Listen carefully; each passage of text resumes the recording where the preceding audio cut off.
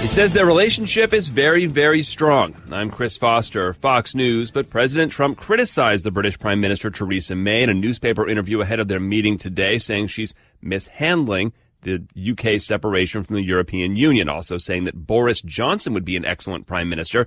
He just resigned as May's foreign secretary. Nevertheless, President Trump said going into their meeting at the prime minister's country residence today. Today we're talking trade, we're talking military. We just looked at some incredible anti-terrorism things that are being done here in conjunction with the United States. There are protests over this visit around England, including a big one in London featuring a giant Trump baby balloon.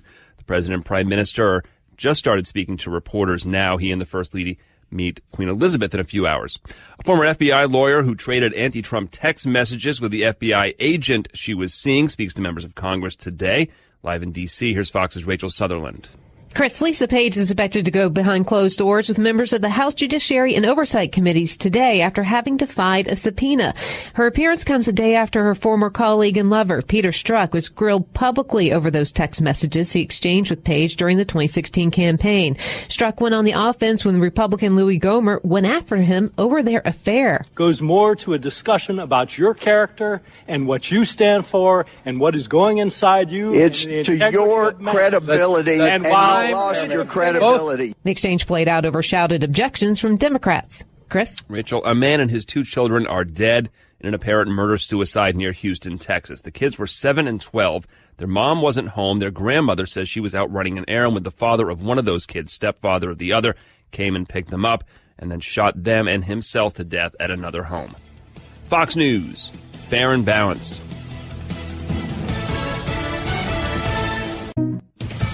Several members of the Trump administration right now are on their way to Mexico. Now that Mexico's election is over, it's back to business. Secretary of State Mike Pompeo is meeting with Mexico's President Enrique Peña Nieto and the new president-elect, Andrés Manuel López Obrador. López Obrador is a leftist and populist. The delegation Pompeo's with gives some insight into the discussion topics. Homeland Security Secretary Christian Nielsen and Treasury Secretary Steven Mnuchin. Immigration, along with NAFTA renegotiations, are top administration priorities. López Obrador has indicated he is open to staying in NAFTA and praised President Trump for not mentioning the border wall when they spoke after his election win earlier this month. The president's son-in-law, Jared Kushner, is also on this Mexico trip. Jessica Rosenthal, Fox News. 7 endangered black rhinos have died after a move last month to a different national park in Kenya meant to boost the population. The Kenya Wildlife Service has made moves like this several times in the past successfully, and the cause of these rhinos' deaths has not been released. An official, though, tells the Associated Press anonymously there was negligence. Even closer to extinction now, Blockbuster home video. Not too many years ago, they seemed to be everywhere. Blockbuster Video, wow, what a difference. In 2004, there were 9,000 Blockbuster stores, but then came Netflix, Redbox, and on-demand streaming movies. Blockbuster filed for bankruptcy in 2013. A deal with Dish Network allowed some stores to stay open, primarily in places like Alaska, where internet service was prohibitively expensive. The stores in Anchorage and Fairbanks, Alaska, announcing yesterday they'll rent out their last movies this weekend and close for good on Monday. Then the Blockbuster store in Bend, Oregon, will be the last one standing. Jack Callahan, Fox News. Nissan is recalling 105,000 Versas from 2011 and 12 to replace Takata airbag inflators that can explode. I'm Chris Foster, Fox News Radio. Hey, Steve Harvey here for the Illinois Broadcasters Association, and in a recent survey, the Illinois Emergency Management Agency was asked to name the top 5 items that every Illinois family needs to have in their home's emergency disaster kit. Check out these answers. Water, can't live without it. Number 2, non-perishable food. Well, after all, a man gotta eat, right? Number 3, weather radio, and make sure you got fresh batteries too. Number 4, flashlight. Even more reason to have fresh batteries on hand. Number 5, first aid kit. Look, there's no reason to feud over what items to put in your family's emergency disaster kit. Get the answers and more at ready.illinois.gov. That's ready.illinois.gov. Sponsored by the Illinois Emergency Management Agency, aired in cooperation with the Illinois Broadcasters Association and this station. From Keene, the Shire, the Liberty Media capital of the world, this is Darrell W. Perry, host of FPP Radio News for Friday, July 13th, 2018. Silver is trading at $15.80 per ounce. Gold is valued at $1,241 per ounce. Zencash is trading at $21, and the average price of Bitcoin is $6,264.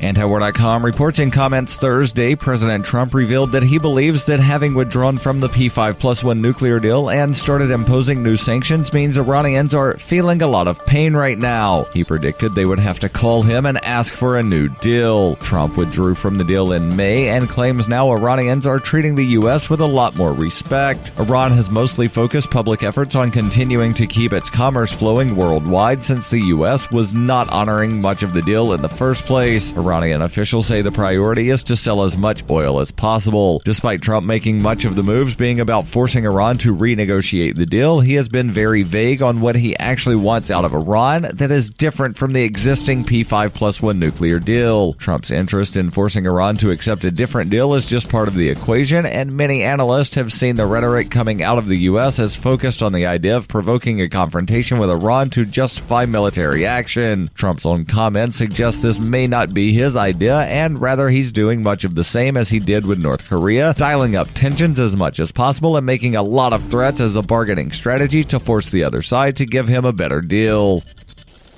Zencash is the world's first private, distributed, and reliable platform for communications, transactions, and publishing. Zencash has the ability to use both transparent and shielded transactions, with shielded transactions using zero-knowledge proofs. Zencash features global governance with inclusive decision-making, reliable funding for continuous improvements, and documentation and wallets in many languages that are available for Linux, Mac, Windows, and Android devices. Learn more at zencash.com. That's zencash.com. UPI reports a jury in St. Louis on Thursday said Johnson & Johnson must pay $4.69 billion to 22 women who said asbestos in the company's talcum powder caused them to develop ovarian cancer. The verdict came shortly after the jury awarded $550 million in damages to the women. After announcing the award, the jury deliberated further and added $4.14 billion in punitive damages against the company. The company said it was deeply disappointed with the verdict and plans to appeal because of a fundamentally unfair process. The $4.69 billion award is the largest jury award in the United States this year, according to Bloomberg. Before Thursday's action, the largest was a $1 billion award given to a sexual assault victim in Georgia. More than 9,000 lawsuits have been filed against Johnson & Johnson due to allegations of health problems caused by asbestos in its talcum powder products. In some cases, large settlements have been overturned, as was the case in October when a judge in Los Angeles overturned a $417 million settlement against the company on grounds that serious misconduct was allegedly committed by a jury, but several other settlements have been affirmed with more cases pending. According to the American Cancer Society, the science on whether talcum causes cancer is still unclear. When you hear the word lobbyist, you probably think about greedy corporations, but not all lobbyists are the same. Some are fighting for the freedoms you hold dear. Liberty Lobby LLC is doing just that in New Hampshire, working hard to represent you, not some special interest group. You can help by going to libertylobby.info, where your contribution will give us the tools we need to ensure that your voice is heard. Visit libertylobby.info today to find out more. Reuters reports the Iowa and Illinois Health Department said on Thursday they were investigating cyclospora infections linked to salads at McDonald's restaurants. The Illinois Department of Health said it had seen about 90 cases, and the Iowa Department of Public Health said they had recorded 15. In about one-fourth of the cases in Illinois, people reported eating salads at McDonald's in the days before they became ill. McDonald's, the world's largest restaurant chain, said in a statement that it had been in contact with public health authorities in both states. The company also said it had voluntarily stopped stopped selling salads at approximately 3,000 restaurants until it could switch to another lettuce blend supplier. Cyclospora infects the small intestine, typically causing watery diarrhea and frequent, sometimes explosive bowel movements. It is spread by ingesting food or water contaminated with feces and not spread directly from one person to another. Several outbreaks have occurred in the United States in the past several years, especially during the summer months, that had been linked to imported fresh produce, including raspberries, basil, snow peas, and lettuce. This has been FPP Radio News. Online at fppradio.com. There are a ton of social networking websites, but one stands apart for a very special reason. This one saves lives. It's MatchingDonors.com. MatchingDonors.com links organ donors with people in need of kidney and other transplants. In the U.S., 19 people die each day waiting for an organ transplant, most of them for kidneys. If you've ever considered becoming a living organ donor, or if you have someone in need of an organ transplant, visit MatchingDonors.com. Home of the greatest gift of all, the gift of life. MatchingDonors.com. This is the BBC News. Hello, I'm Jonathan Izard. Donald Trump has been holding talks with the British Prime Minister Theresa May on a day that a British tabloid newspaper published an interview with the US President in which he criticises his host. After being greeted by Mrs May at Chequers, the Prime Minister's official residence outside London, Mr Trump said their relationship remained very strong. Naomi Grimley has more. Let's make no mistake, the interview he gave last night was absolutely jaw-dropping. He basically undermines her on several fronts. He says that the deal she struck on Brexit is not the deal that was in the referendum. He goes on to praise Boris Johnson, the thorn in Theresa May's side, the cabinet minister who quit earlier this week. He praises him as someone who would make a great prime minister. I think Theresa May was all smiles today, but she may well be thinking what another Conservative MP tweeted a couple of hours ago, which is, "Where are your manners, Mr Trump?" Demonstrations have begun in central London and elsewhere in Britain against Mr Trump's visit. Angus Crawford has been watching the march in the capital. It began with what the organisers called a wall of noise, a march organised for and by women, banging pots and pans, playing the drums and singing.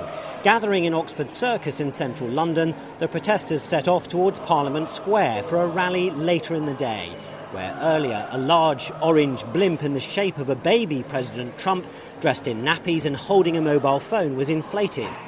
Reports from eastern Syria say an airstrike has killed more than 50 people in one of the last areas held by Islamic State militants close to the border with Iraq. The US-led coalition against IS has said that it or its allies may have conducted strikes in the vicinity of Deir ez-Zor province that was hit. State radio in Cameroon says a convoy carrying the Defence Minister and Army Chief of Staff has been ambushed by separatists in the restive Anglophone southwestern region. The French news agency quoted security sources as saying that the clash took place near the city of Kumba. There have been intermittent clashes between troops and English-speaking separatists. Mary Harper has more details.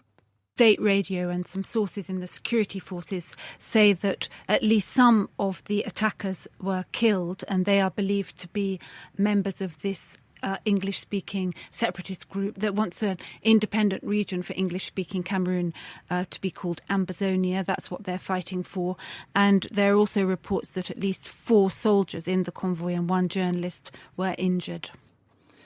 And in the past few minutes, the British Prime Minister Theresa May has been holding a joint news conference with President Trump.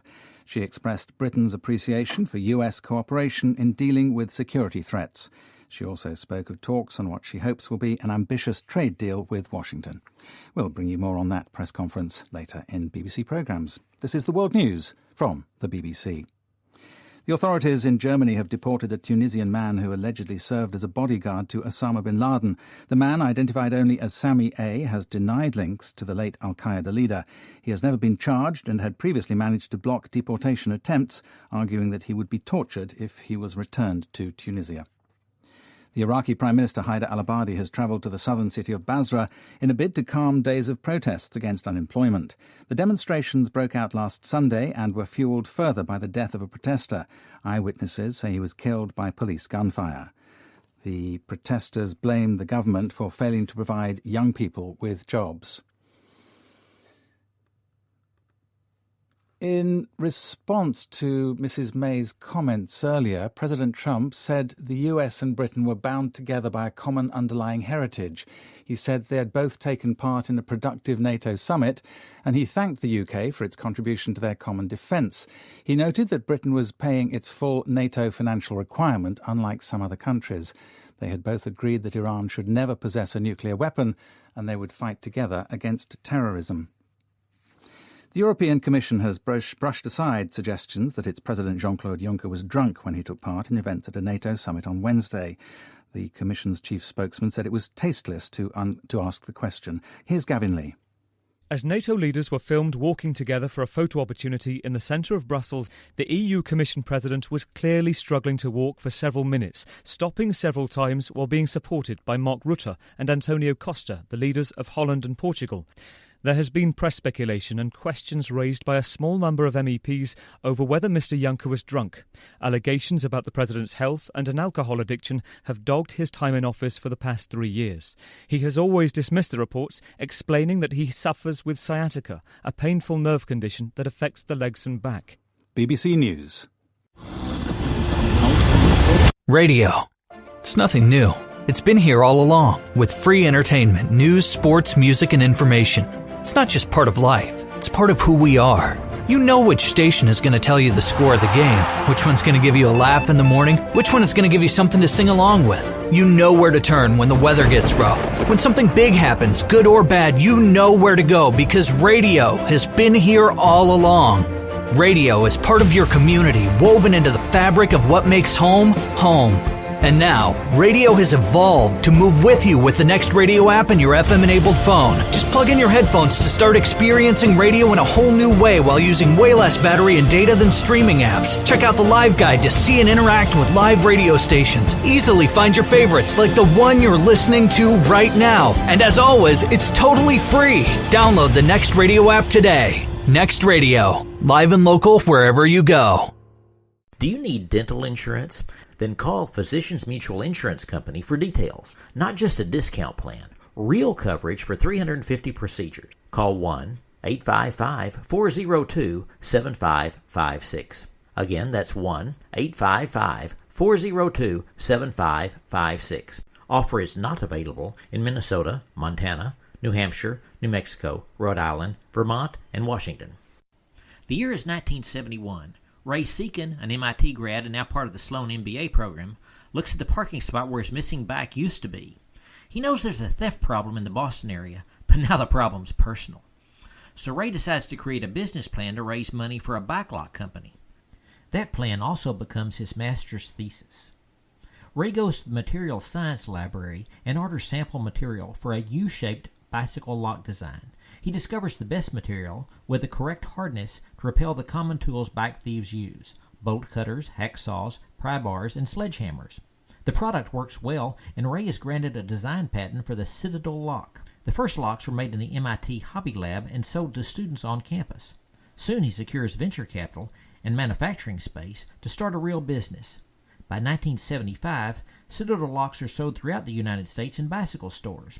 They are eventually sold in 12 foreign countries, to Sears, and to stores on armed force bases. In 1986, Ray sold Citadel to Road Gear, a large accessory company, and retired to Las Vegas. You know, some people make lemons out of lemonade, but Ray Seekin grew a giant company from a missing bicycle. Do you or a loved one have a chronic condition such as diabetes, a heart condition, or asthma? Do you or a loved one have a severe allergy to a certain food, drug, or insect? If you answered yes to any of these questions, you are a candidate for an electronic medical alert watch, the alternative to the traditional medical ID bracelet. An electronic medical alert watch visibly communicates a person's health conditions, drug, food, and other allergies, and other critical information to help make a diagnosis and save a life. Take control of your health. Protect yourself or your loved ones and order an electronic medical alert watch today. Visit www.epill.com. That's epill.com. Affordable, free shipping, and a 30-day money-back guarantee. Remember, www.epill.com. That's epill.com. ePill. She has the goods, that's for sure. So she'll be a part of our 4F's report. We'll also check those gas prices. Oh, yikes.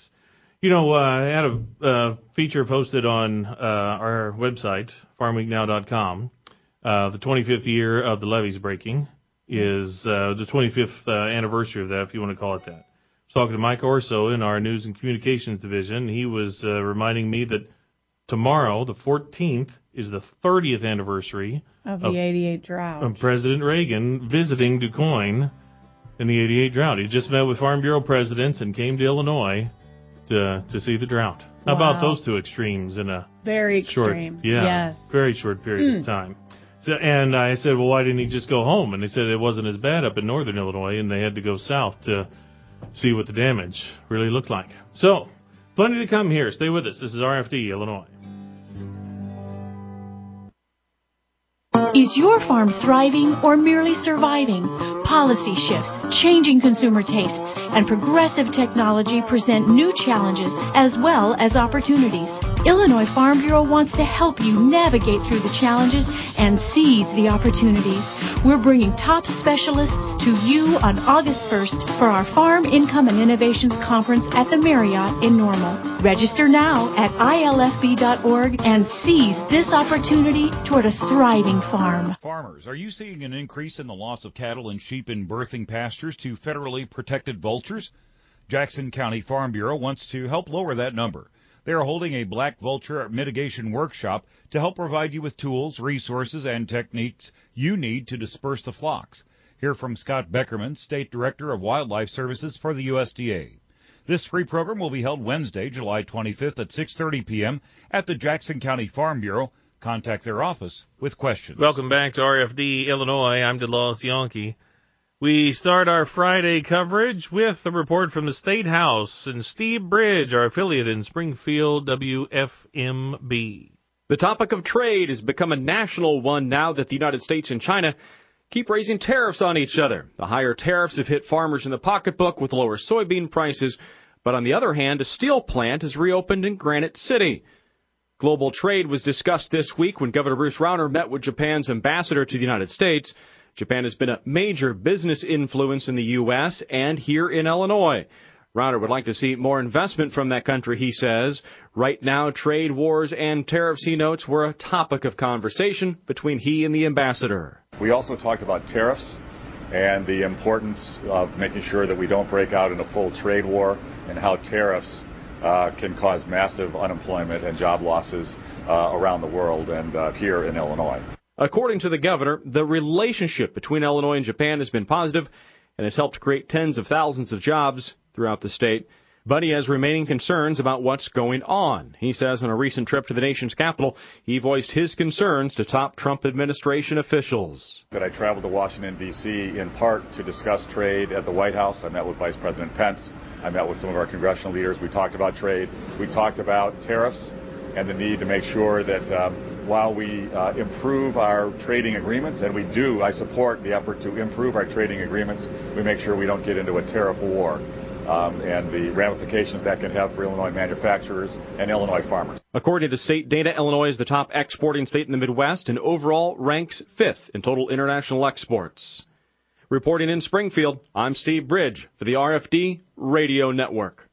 Had a great time in the morning yesterday in Penfield at Historic Ag Days. That continues today, tomorrow, and into Sunday. Parades at 1 o'clock each day and a tremendous assortment of historic tractors and other ag machinery there.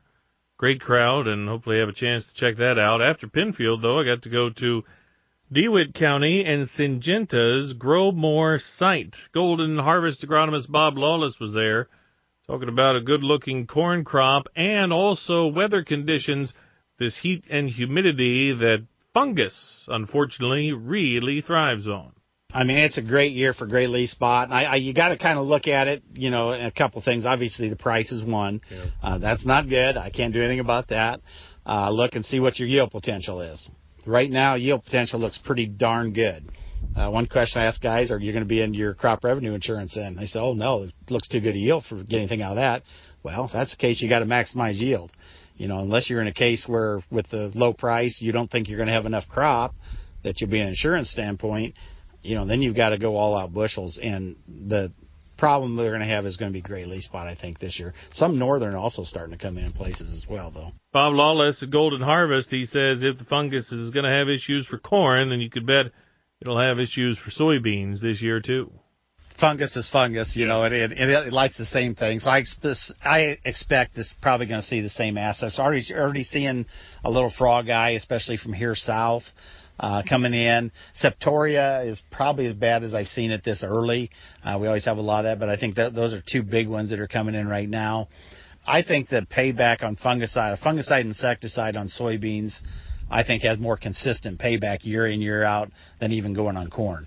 I definitely think on soybeans, and the thing with beans, we can really push bean yields a lot higher than most guys are getting now.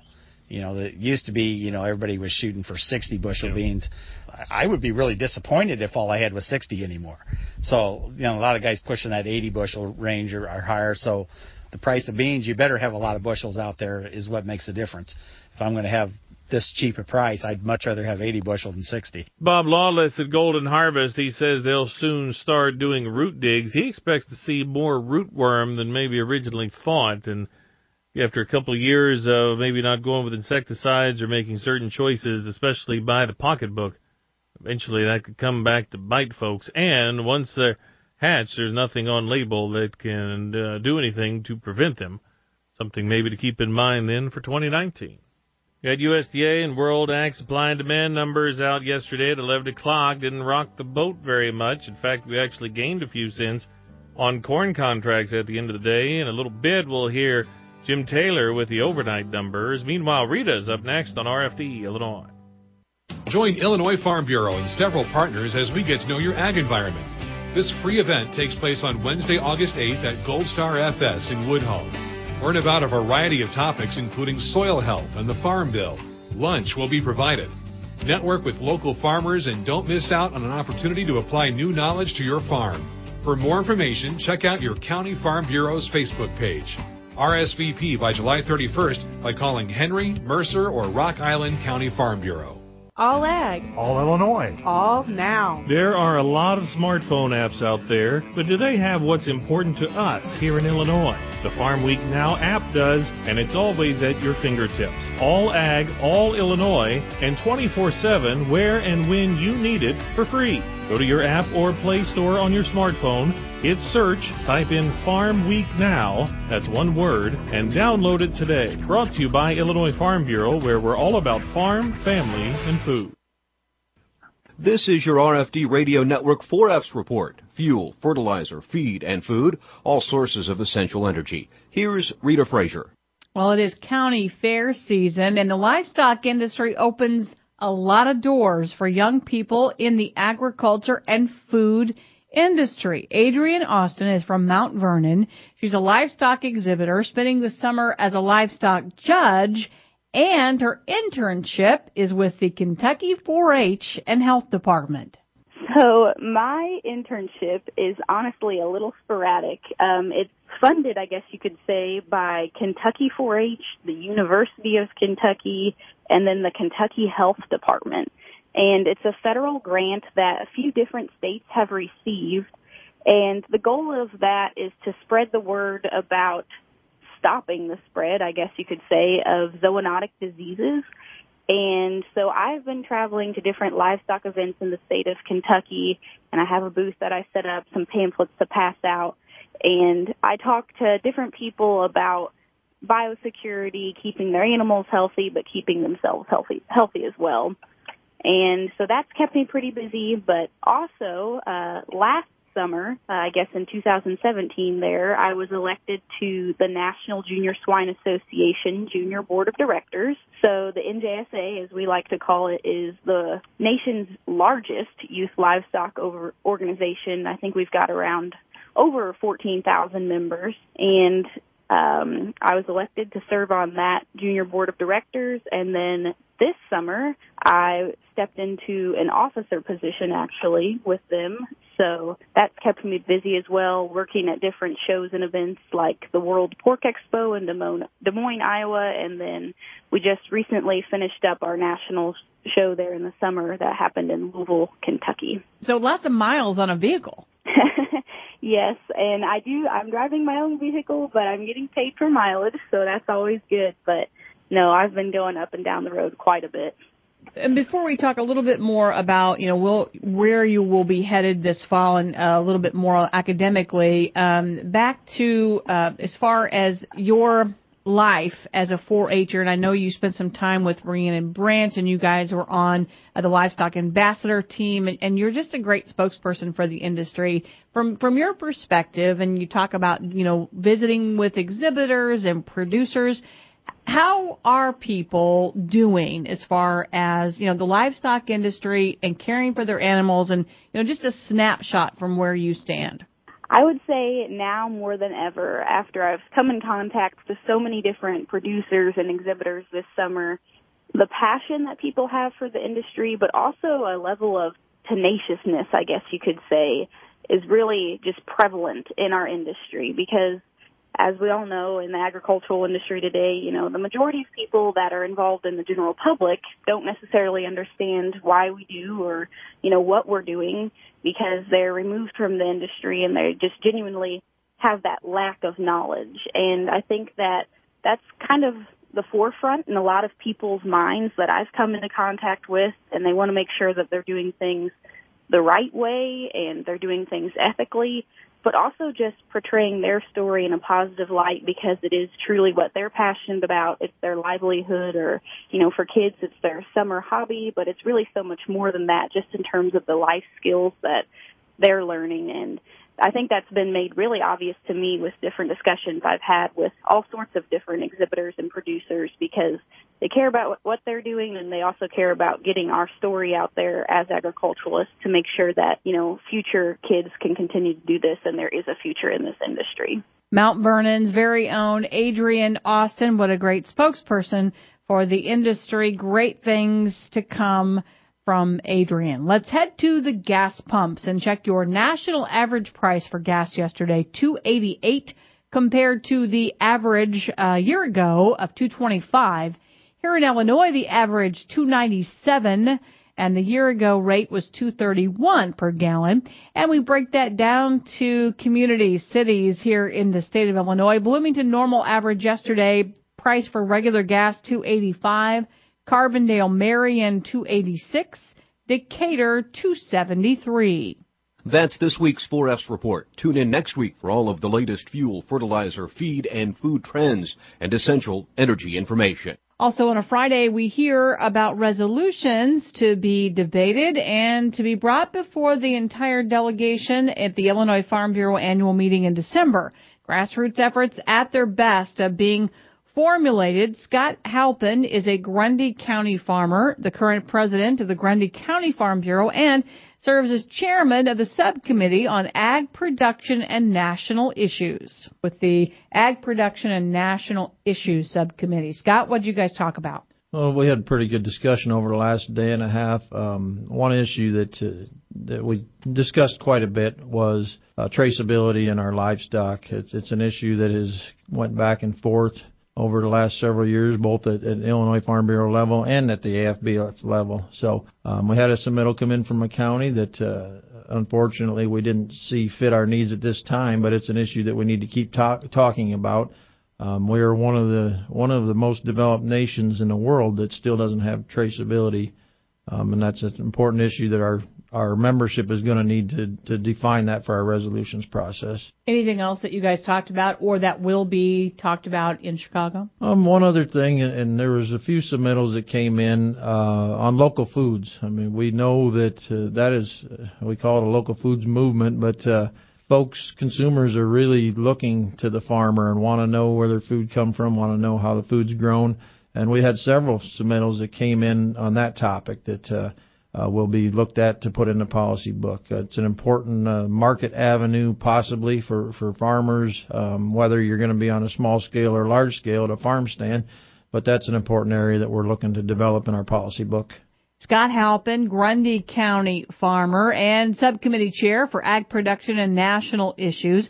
We'll talk more with other members of the resolution committee on next week's RFD Illinois. Right now, we'll break for markets and weather. With the RFD Ag Market Summary for this Friday morning, I'm Jim Taylor. Corn higher, beans steady, and wheat ending Thursday higher. September corn closing at 345 3/4, up 5 3/4. December corn up 6, 359 1/4. March corn up 6, 371. August beans closing at 833 3/4, up 3/4. September beans up a penny, 839. November beans up a penny, 849 1/4. September wheat closing at 484 1/2, up 12 3/4. December wheat up 10 3/4, 501 1/4. March wheat up 9, 518 1/4. August bean meal 330.90, up 40 cents. July bean oil 28.17, down 16 cents.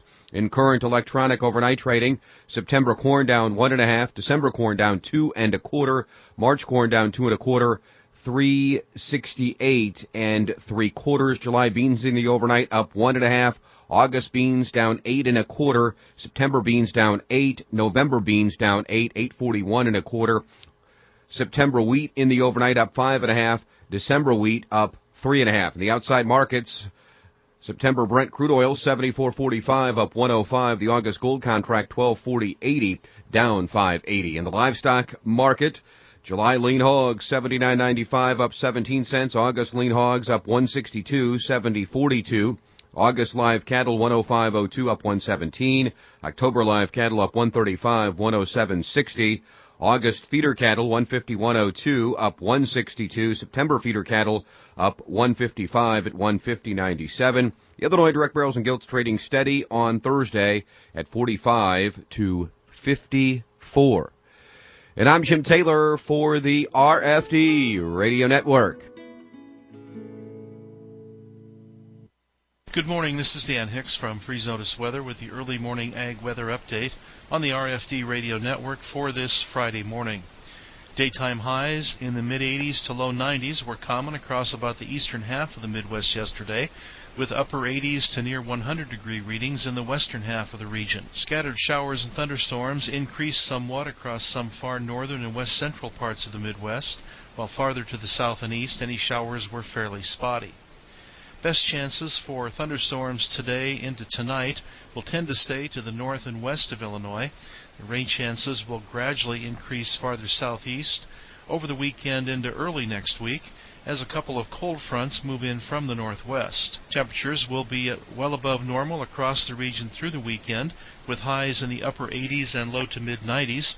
A few upper 90s are possible in west central and southwestern Illinois. Cooler air will start to work its way in from the northwest, though, later this weekend, and it looks like a stronger push of cool air moving in early to mid next week will likely drop temperatures down to near and below normal across the region. The first chance for shower and thunderstorm activity will diminish on Monday and Monday night.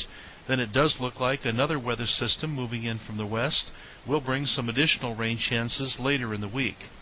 Right now it looks like 6 to 10 day rainfall will average fairly close to normal across a large part of the Midwest, with that second system affecting Illinois and surrounding areas during the 6 to 10 day time frame. The cooler temperature trend will drop readings to near and below normal across most of the Midwest for the 6 to 10 day time frame as high pressure aloft retreats back into the southwestern part of the country. Warmer conditions will likely return for the 11 to 15 day time frame, but right now it looks like temperatures will still average within a few degrees of normal. 11 to 15 day rainfall should be near to below normal in most of the Midwest. Crop protection stewardship, it's in your hands. What works in southern or central Illinois might not work for northern Illinois farmer Earl Williams. Still, when it comes to stewardship with crop protection products such as dicamba, Illinois farmers in all directions need to do their part. I've always, probably for 15 years, had a handheld anemometer that I carry with me when I'm spraying, and then I would log it in my spray records as I'm spraying, so I'd be able to say what the weather conditions were, the wind speed and direction when I sprayed. If you farm and plan to use crop protection products that contain dicamba on resistant soybeans, follow the label to the letter. We monitor wind direction and that we document and what we do. So if any questions come up, we've got support to say we sprayed dicamba when we're supposed to, following the rules on the label. Crop protection stewardship, it's in your hands. For more information, go online to ilfb.org/steward. Farm, family, food. Those three words best describe Illinois Farm Bureau. Farm. For 100 years, Farm Bureau in Illinois has represented and served the men and women who make Illinois one of the top food-producing states. Family. At the heart of rural Illinois are traditional farm families who work together through Illinois Farm Bureau. And food. Farm Bureau families are proud to grow the healthy food they provide their families and yours. Farm, family, food. The heart of Farm Bureau in Illinois. Farm Week and FarmWeekNow.com journalist Dina Stroish connects rural routes for you. From the Farm Bill to crop insurance to GMO labeling, her expertise is apparent in the stories she reports. Here's a bit about her rural roots. I get to meet interesting people and share their stories, and I get paid to do it. I cover ag policy and really enjoy keeping the farming community updated on these important issues. Be it routes or roots, RFD Radio, FarmWeekNow.com, and Farm Week keep you connected.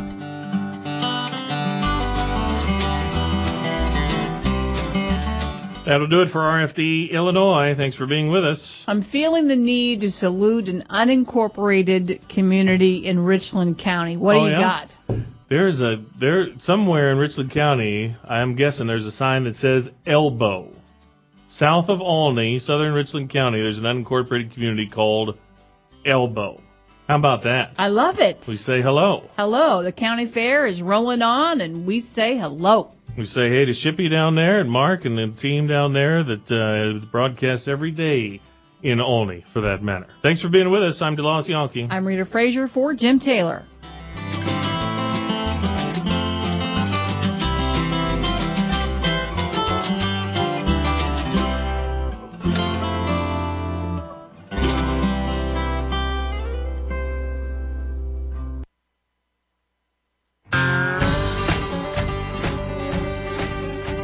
Thank you for joining us here on the RFD Radio Network. Hey, a great way to reach farmers, reach those in agriculture, is through local radio. In fact, Rita, from the National Association of Farm Broadcasters, they have research that shows that farmers listen, 87% say they listen 3+ days a week, 74% say they listen 4+ days per week. We're proud to be able to provide a service for stations all over the state that touch farmers at a very direct level. Indeed, and local radio is still the best way to stay connected to your local community. Be sure to listen to this station throughout the week, not just for RFD Illinois, but for also market updates, news information, weather, and much more coming from the network and from the Illinois Farm Bureau.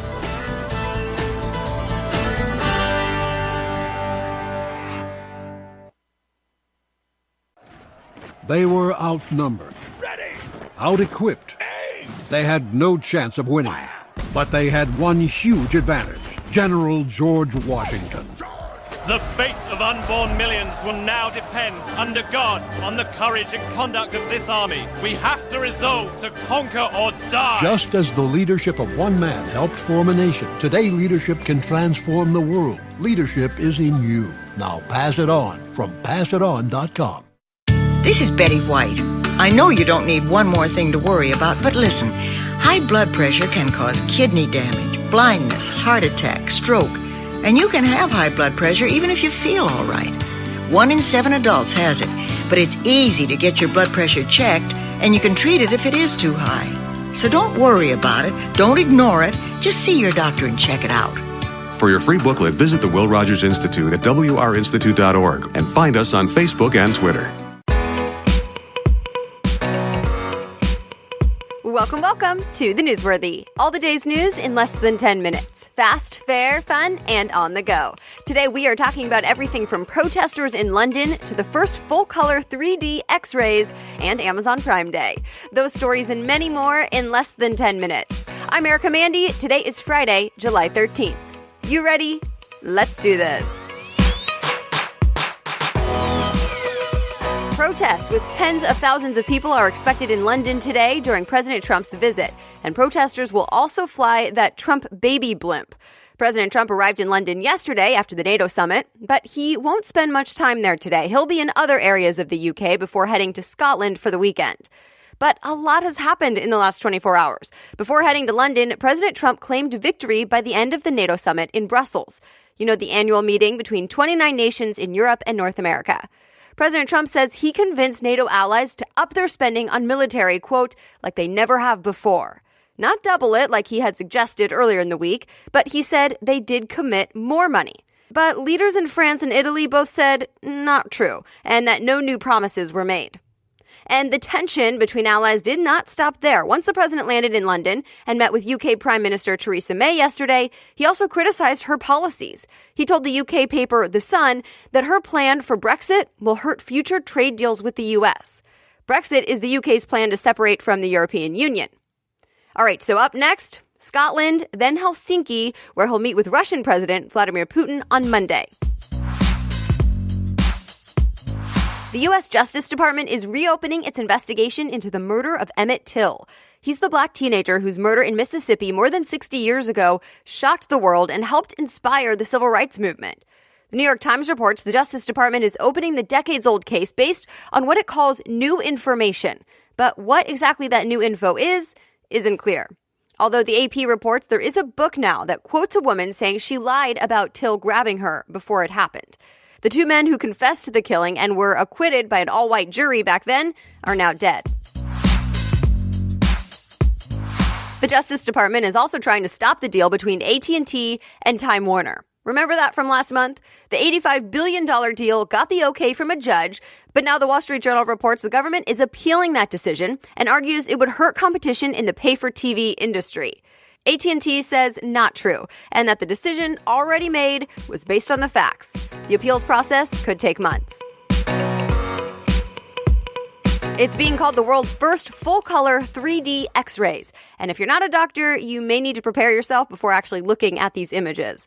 Gizmodo reports a New Zealand company has developed this new type of medical imaging scanner. It can see not just bones like what we're used to, but muscle, fat, liquids. I'll stop there. It could mean a better view of your insides without having to cut you open, and the possibility of noticing a health issue while looking for another one. Clinical trials will be happening soon in New Zealand. All right, some other things people may be talking about today. This weekend is the last weekend of this year's World Cup. Tomorrow, Belgium and England will try for third place, but the big day, soccer's biggest day, is on Sunday, the World Cup final. The game starts at 8 a.m. Pacific time, 11 Eastern. Croatia and France will face off in Russia for the title, and it's Croatia's first time to get that far. We'll talk about the World Cup champ on Monday.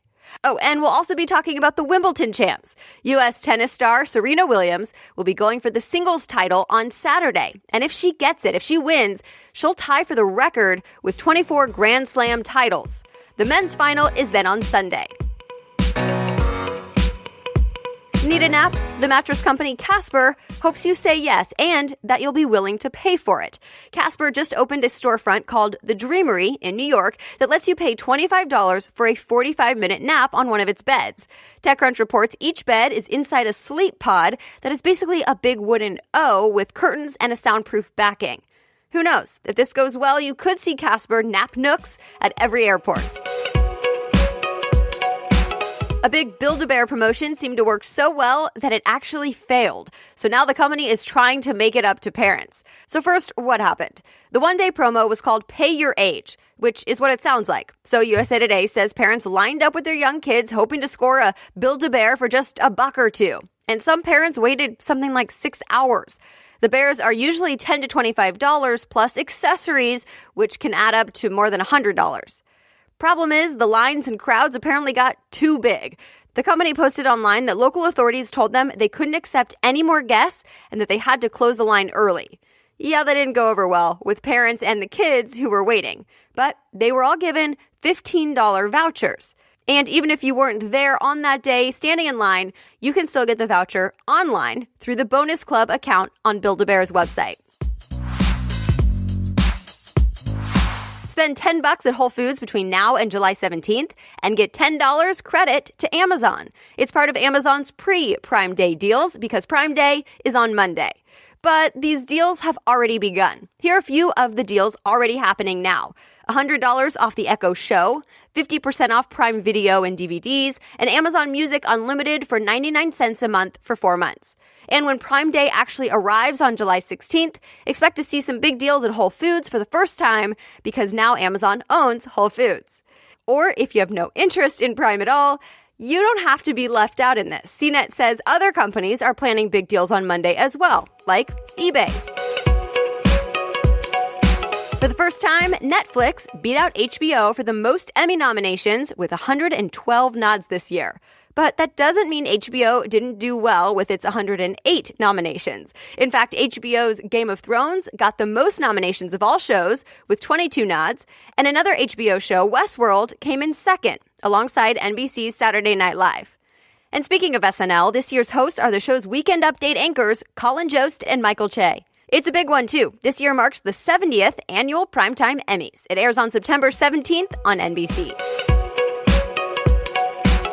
And that's it for today. You are all caught up. If you have a question or an idea for a 3-Question Thursday interview segment that you want to hear, let me know. Just find me on social media or leave a message on the listener call-in line.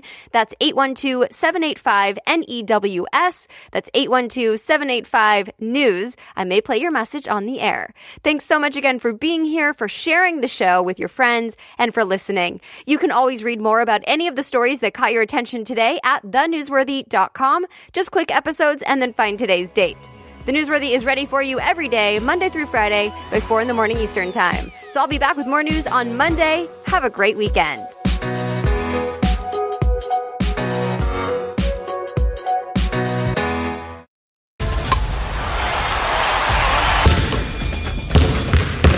The game doesn't stop. Neither should you.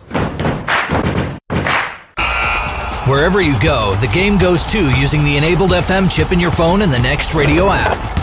The Next Radio app brings real FM radio to your phone. Just plug in your headphones and listen to the Next Radio app, and you'll save major data and battery life compared to streaming apps. And there are no blackouts, so you never miss the games you love played on your local FM radio station. Download the Next Radio app to enhance your radio listening experience. And keep going. With no blackouts and restrictions, the game follows you. Your favorite team, host, and commentator go with you. The best thing is, it's all totally free. No subscriptions, no fees. Get off the sidelines and download the Next Radio app today, free. Next Radio, live and local, wherever you go. Live from NPR News in Washington, I'm Corva Coleman. President Trump is meeting UK Prime Minister Theresa May in England. They're holding a news conference right now. Trump stirred controversy on the first day of his visit with an interview with the British Sun newspaper. He said May's government is wrecking its Brexit policy. That's the process by which the UK is exiting the European Union. Trump says May's efforts could damage any future trade deal between the US and the UK. But in the news conference, May has just said she and Trump have agreed to pursue an ambitious trade deal. Trump will cap off his visit to England by meeting with Queen Elizabeth. NPR's Aisha Roscoe reports from London. On the second day of their trip to the UK, President Trump and First Lady Melania will be officially greeted by Queen Elizabeth at Windsor Castle.